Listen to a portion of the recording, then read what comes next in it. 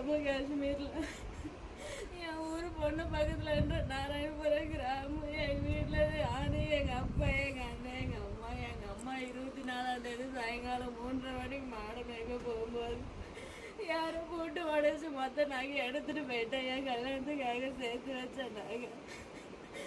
5:30 மணிக்கு ரிட்டர்ன் வந்து பார்க்கும்போது மொத்த போட்டு உடச்சிட்டு சாமான்லாம் எடுத்துகிட்டு போயிட்டாங்க நகை எல்லாத்தையும்.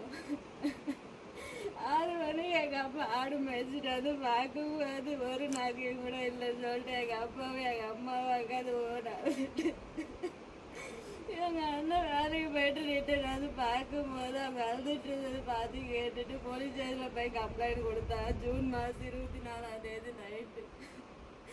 மறுநாள் 25ஆம் தேதி சிஎம் பந்தோபஸ்து சொல்லிட்டு யாரும் வந்து எதுவும் பண்ணவே இல்லை. 12:30 மணிக்கு தான் ஃபிங்கர் பிரிண்ட்டுக்காரங்கெல்லாம் வந்து ஃபிங்கர் பிரிண்ட் எடுத்துகிட்டு போனாங்க.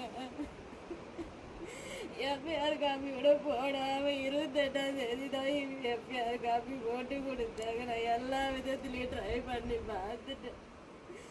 கேஸ் எந்த இடத்துல எதுவும் எடுக்க மாட்டேன்றாங்க. என் வீட்டில் யாருக்கும் எந்த இது பண்ண முடியாமல் நிற்கிறாங்க.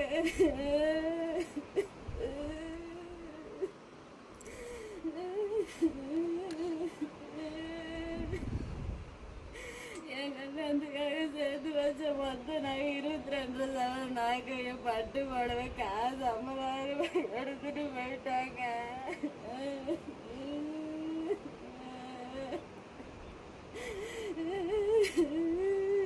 எல்லா விதத்துலையும் ட்ரை பண்ணி பார்த்துட்டு யாரும் எனக்கு ஹெல்ப் பண்ணுற மாதிரி இல்லையே. போச்சு எங்க நாங்கள் எல்லாமே